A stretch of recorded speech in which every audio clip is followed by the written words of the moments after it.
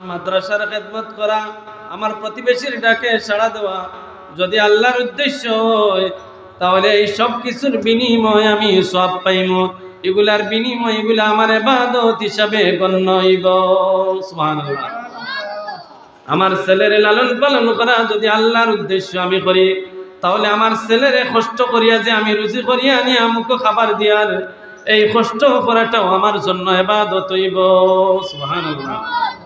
আমার ব্যবসা বাণিজ্য যদি আল্লাহরে খুশি করার জন্য আমি করি, তাহলে আমার এই ব্যবসা বাণিজ্যটা করাটাও আমার আল্লাহ ইবাদত হিসেবে গণ্য হইব।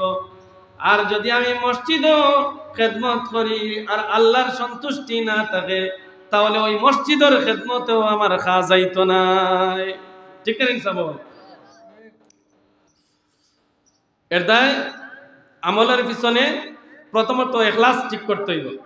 এজন্য আল্লাহর হাবিব সাল্লাল্লাহু আলাইহি সাল্লামের হাদিস ইমাম বুখারী রাহমাতুল্লাহি আলাইহি বুখারী শরীফ লিখতে গিয়ে সর্বপ্রথম যে হাদিস আনছেন, ইখলাস সংক্রান্ত হাদিস আনছেন। হযরত ওমর ইবনুল খাত্তাব রাদিয়াল্লাহু আনহু থেকে বর্ণিত এই সনদে হাদিস, আল্লাহর হাবিব সাল্লাল্লাহু আলাইহি সাল্লামে ফরমায়েন, ইন্নামাল আ'মালু বিন্নিয়াত, সকল মানুষের আমল নির্ভর করে তার নিয়তের উপরে। সুবহানাল্লাহ। নিয়ত যদি ভালো থাকে তাহলে তার আমল ঠিক আছে, আর নিয়ত যদি বেঠিক হয় আমল করি আল্লাহরে পাওয়া যাইতো না। ইন্নামাল আ'মালু বিন্নিয়াত।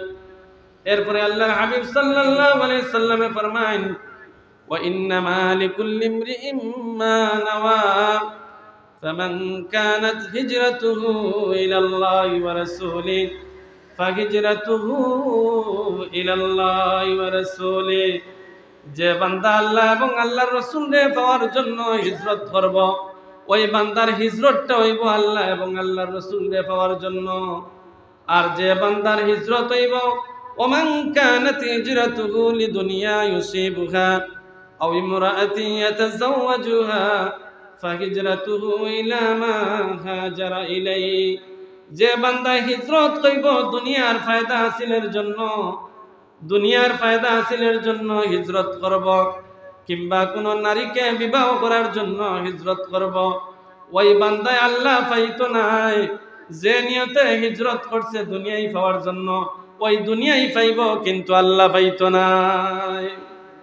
আর আল্লাহ আল্লাহর রাসূলকে পাওয়ার জন্য যদি হিজরত করে, ওই বান্দার হিজরতটা আল্লাহ আল্লাহর রাসূলকে পাওয়ার জন্য হইব।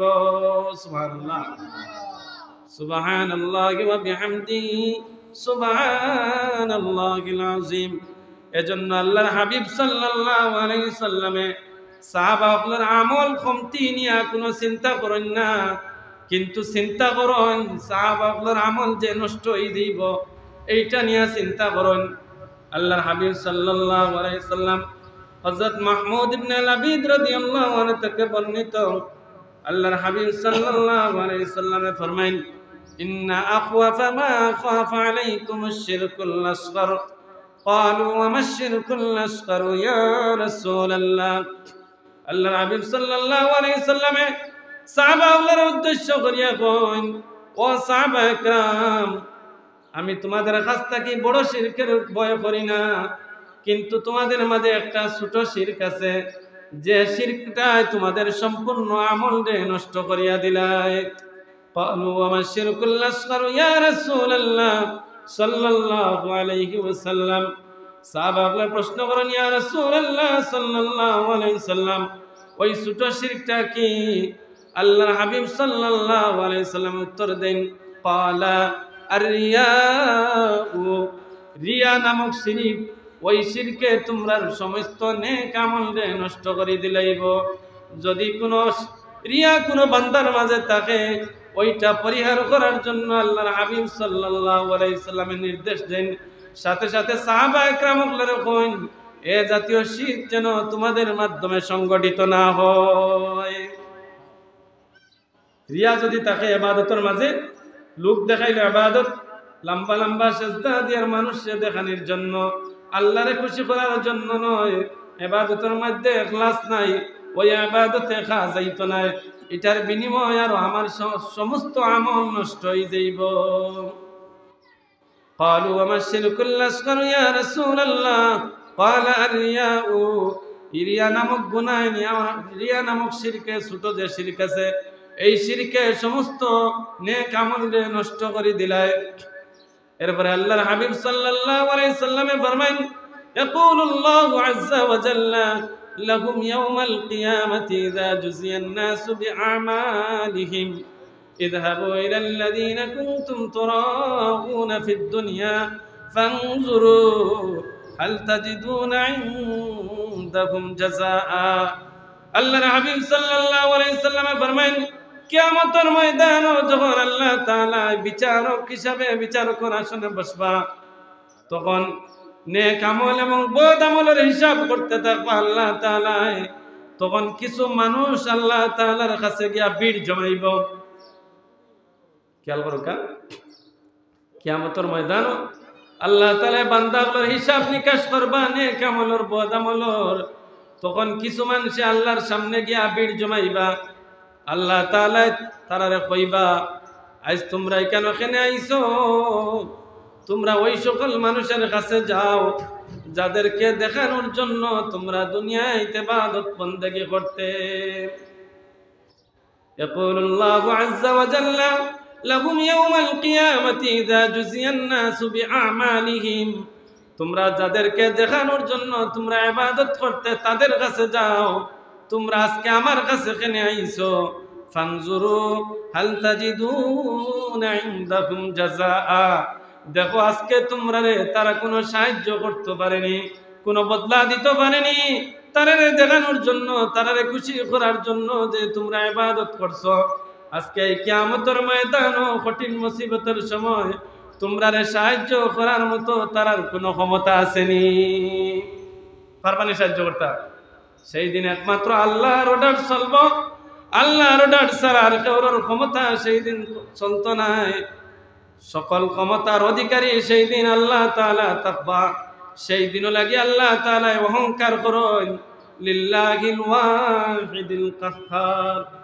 এদিন কর সমস্ত শক্তির মালিক আল্লাহ তাআলা মানুষের দেখাইয়া যদি ইবাদত বندگی করি আল্লাহ তাআলা কিয়ামতের ময়দানে তাড়াইয়া দিবা তোমরা আজকে আমার কাছে কেন আইছো তোমরা যারারে খুশি করার জন্য ইবাদত করছো তারার কাছে যাও দেখো তারা তোমরারে কোনো সাহায্য সহযোগিতা করতে পারেনি পারবানি সাবল পারতো না দুই নম্বর যে শর্ত আমি সংক্ষেপে কইয়া যাই আর কি দুই নম্বর যে শর্ত নেক আমল কবুলের যে শর্ত অর্থাৎ আমল যে করি এগুলা কবুলের যে শর্ত দুই নম্বর শর্ত হইল কি প্রথম শর্ত ইখলাস থাকা আল্লাহর উদ্দেশ্যে ইবাদত করা দুই নম্বর শর্ত হইল কি নবীর সুন্নতের অনুসরণ করিয়া ইবাদত বندگی করা নবীর সুন্নতের বাইরে যদি ইবাদত করি ওই ইবাদত আল্লাহর দরবারে কবুল হইতো না আল্লাহর হাবিব সাল্লাল্লাহু আলাইহি সাল্লাম ফরমান মান আহদাসা ফি আমরিনা হাযা মা লাইসা মিনহু ফাহুয়া রাদ্দুন যে ব্যক্তির আমলের মধ্যে আমি বিশ্ব নবীর অনুসরণ নেই আমার সুন্নতের সাথে তার আমলের মিল নেই ওই আমল আল্লাহ তাআলা সম্পূর্ণরূপে প্রত্যাখ্যান করবা ওই আমল আল্লাহ তাআলা কোন অবস্থাতে কবুল করতে নাই কারণ হইলে কি ওই আমলের মধ্যে বিশ্ব নবীর অনুসরণ নেই নবীর সুন্নত মোতাবেক বান্দার আমল নাই নবীর সুন্নত মোতাবেক যদি আমল করি তাহলে ওই আমলের বিনিময়ে জান্নাত পাওয়া যাবে আর যদি নবীর সুন্নতের বিপরীত যদি আমল করি ওই আমলটা আল্লাহ তাআলা প্রত্যাখ্যান করবা মান আহদাসা ফি আমরিনা হাযা মা লাইসা মিনহু ফাহুয়া রাদ্দুন ওই বান্দার আমলে আল্লাহ তাআলা প্রত্যাখ্যান করিলে বা যদি বান্দার আমল নবীর সুন্নতের অনুসারী না হয় এজন্য আল্লাহ তাআলা পবিত্র কালামুল্লাহ শরীফে ফরমায়েন আল্লাযী খালাকাল মাউতা ওয়াল হায়াতা লিয়াবলুয়াকুম আইয়ুকুম আহসানু আমালা আমি তোমাদের জীবন দিয়েছি মরণ দিয়েছি পরীক্ষা করার জন্য তোমরার খার আমল সুন্দর খার আমল বালা আমি জীবন দিছি মরণ দিছি দুনিয়ায় পাঠাইছি তোমরার খার আমল বালা আমি পরীক্ষা করার লাগি এটা সাবকল দুনিয়ায় দিয়েছি পরীক্ষা পাস করতে হইব পরীক্ষা পাস করতে হইব আল্লাহর হাবিব সাল্লাল্লাহু আলাইহি সাল্লামে সাহাবাদের উদ্দেশ্যে ওয়াজ করেন মসজিদের মধ্যে وعظنا رسول الله صلى الله عليه وسلم يوما بعد صلاة الغداة موعظة بليغة ظرفت منها العيون ووجلت منها القلوب আল্লাহর হাবিব সাল্লাল্লাহু আলাইহি সাল্লাম ফজরের নামাজের পর একদিন সাহাবাদের উদ্দেশ্যে বয়ান করেন, ওয়াজ করেন, নসিহত করেন। আল্লাহর হাবিব সাল্লাল্লাহু আলাইহি সাল্লামের ওয়াজ শুনিয়া সাহাবায়ে কেরাম ও সাহাবায়ে কেরামগুলোর চকুর পানি জড়জড়াইয়া পড়তে থাকে।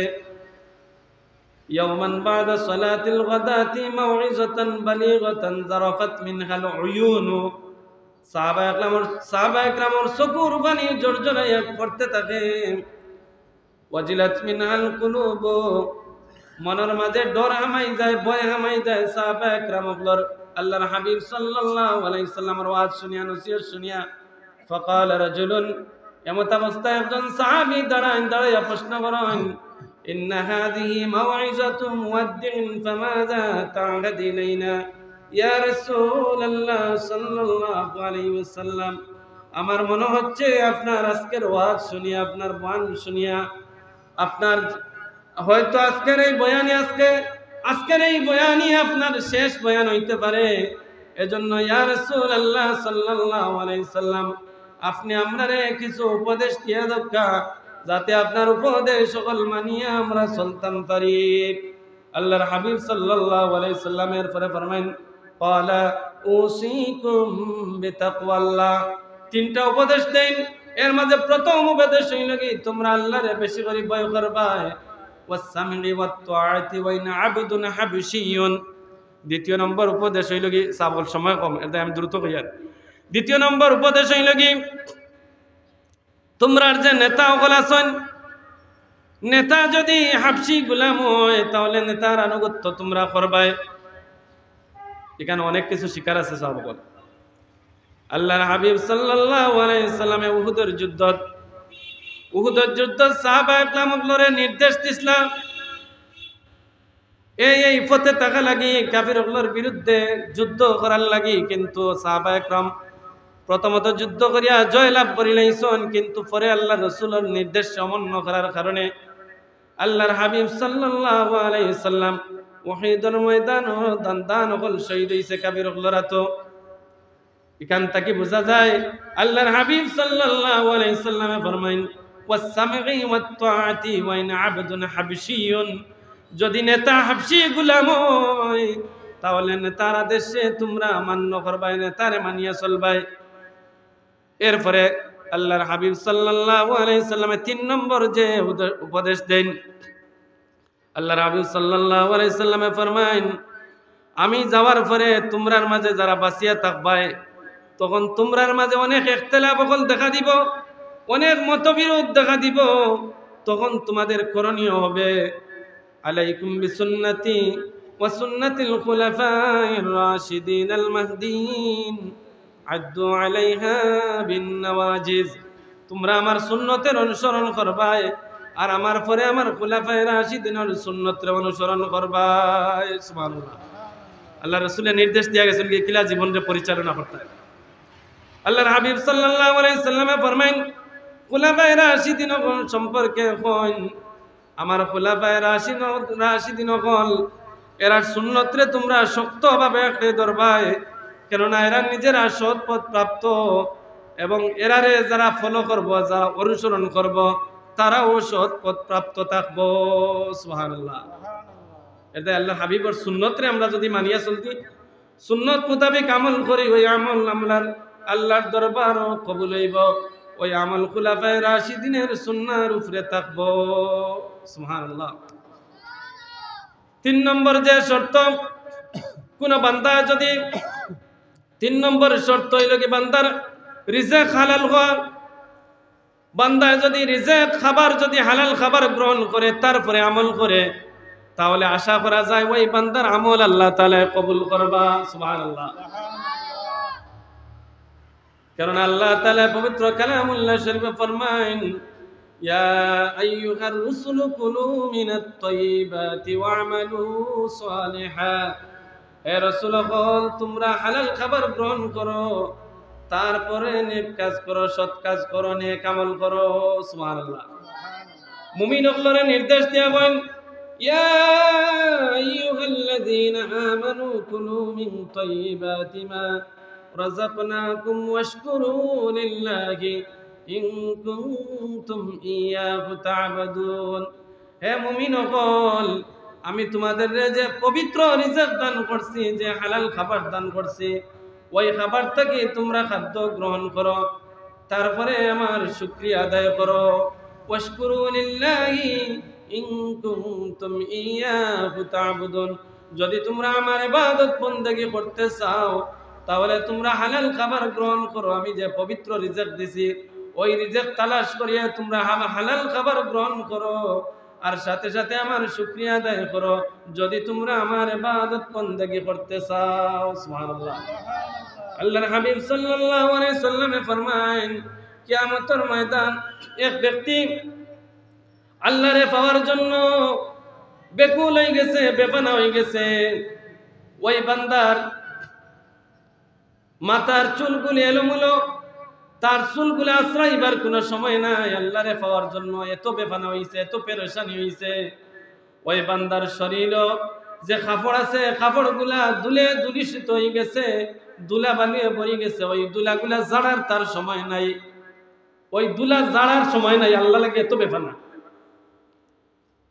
আল্লাহ লাগে এত বেপনা হইছে। সুম্মা যাকারার রাজুলা ইউতিলুস সাফার আশআসা আগবার ইয়ামুদ্দু ইয়াদাইহি ইলাস সামা ইয়া রাব ইয়া রাব। এই বান্দা আল্লাহরে ডাকে, ও আল্লাহ ও আল্লাহ, আমারে এইটা দাও, আমার ওইটা দাও, আমারে মাফ করে দাও, আমারে সম্পদ দাও, আমারে ধন দাও, আমারে মাফ করে দাও। তার যা চাওয়ার আছে সব আল্লাহর কাছে কইতে আছে। অর্থাৎ আল্লাহরে পাওয়ার জন্য বান্দা বেফানা বেকুল হয়ে গেছে। আল্লাহর হাবিব সাল্লাল্লাহু আলাইহি সাল্লামে ফরমায়েন ওয়া মাতমাউ হারামুন ওয়া মাশরাবুহু হারামুন ওয়া মালবাসুহু হারামুন ওয়া গুযিয়া বিল হারাম ফাআন্না ইউস্তাজাবু লাক। ওই বান্দা বেফানা হয়ে গেছে কি আল্লাহরে পাওয়ার জন্য, কিন্তু বান্দায় যে খাবার খায় ওয়া মাতমাউহু হারামুন, ওই বান্দার খাবারটা হারাম। ওয়া মাশরাবুহু হারামুন, ওই বান্দা যে পানীয় পান করে, যে পানি পান করে ওইটাও হারাম। ওয়া মালবাসুহু হারামুন, ওই বান্দায় শরীরের যে কাপড় চোপড় পরিধান করছে ওইটাও হারাম। ওয়া গুযিয়া বিল হারাম, বান্দার যা কিছু আছে সব হারাম। ফাআন্না ইউস্তাজাবু